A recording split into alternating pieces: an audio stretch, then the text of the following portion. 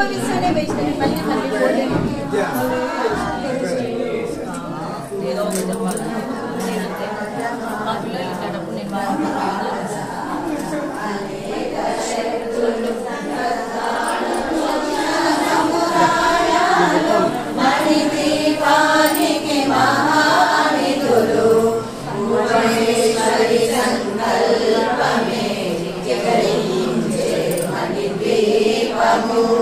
దేవ